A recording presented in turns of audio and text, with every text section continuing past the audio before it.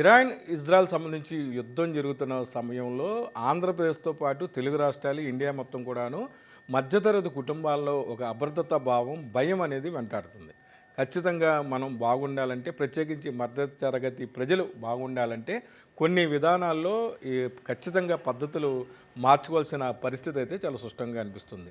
అనవసరమైన ఖర్చులు, అలాగే ఆడంబరాలకు పోయి ఇబ్బంది పడే పరిస్థితులు కొని తెచ్చుకోవద్దని చెప్పి కూడాను ఆర్థిక నిపుణులు హెచ్చరిస్తున్నారు. ప్రత్యేకించి భారతదేశం మొత్తం కూడాను కరోనా లాంటి కంటే విపత్కర పరిస్థితులు ఇప్పుడు ప్రస్తుతం ఉన్నాయని, కాబట్టి ప్రతి ఒక్కరూ సమిష్టిగా దీన్ని ఏదైతే ఈ సమస్యను పరిష్కరించుకునే దిశగా కూడా ముందుకు వెళ్ళాలనేది కూడాను గౌరవ ప్రధాని మోడీ కూడా సూచించారు. ఈ నేపథ్యంలో ఈ ఎఫెక్ట్ అంతా కూడాను మధ్యతరగతి కుటుంబాల మీద పడే అవకాశం ఉంది. ఎందుకంటే వాళ్ళు ఉన్న పరిస్థితులకు అనుగుణంగా సాయంత్రం కావచ్చు, ఉదయం కావచ్చు, ఏదైతే ఇళ్ల వద్దనే ఉండి బ్రేక్ఫాస్ట్ పాయింట్లు కానీ, తర్వాత గ్యాస్ ఆధారిత ఏదైతే కొన్ని వంటలు విక్రయించుకోవడాను ఆదాయాన్ని పొందే అవకాశం ఉంది.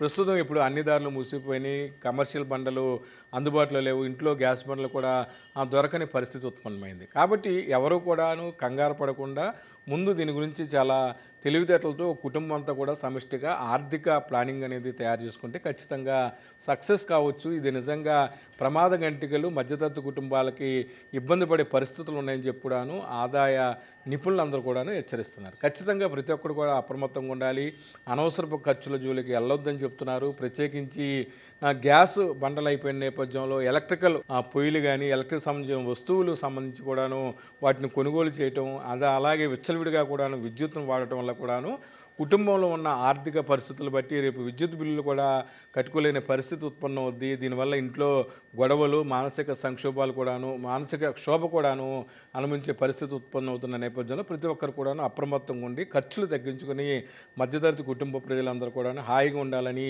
మా తరపున కూడాను మీకు సూచిస్తున్నాం. ఖచ్చితంగా ప్రతి ఒక్కరు కూడాను అవసరం ఉంటే కట్టెల పొయ్యికి వాడండి, లేకపోతే బొగ్గులు పోయిన వాడండి తప్ప ఎలక్ట్రికల్ వస్తువుల జోలికి వెళ్ళొద్దు. దీనివల్ల కూడాను అనారోగ్యాలు, తర్వాత క్యాన్సర్ వంటి ప్రమాదకరమైన జబ్బుల బారిన కూడాను మధ్యతరగతి కుటుంబ ప్రజలు పడే పరిస్థితి ఉంది. అందుకని ప్రతి ఒక్కరు కూడాను ఏదైతే ప్రస్తుతం పొయ్యి ఉపయోగించి వండే సామాగ్రి కాకుండా ఇతరులు ఏదైతే పెరుగు కానీ, తర్వాత సాలిడ్గా లభించే కూరగాయలు, అలాగే ఏదైతే ప్రస్తుతం మార్కెట్లో లభిస్తున్న ఫ్రూట్స్ మీద ఆధారపడి ఎక్కువగా ఆయిల్ కంటెంట్ లేకుండా తమ ఆరోగ్యాన్ని పరిరక్షించుకోవాలి తప్ప యాలంవిరిగా గ్యాస్ బండలు దొరకట్లేదని చెప్పి కూడాను ఎలక్ట్రికల్ వస్తువుల కొనుగోలు చేసి రేపు ఆర్థిక సంక్షోభానికి గురి కావద్దని చెప్పి కూడాను మేధావులు హెచ్చరిస్తున్నారు.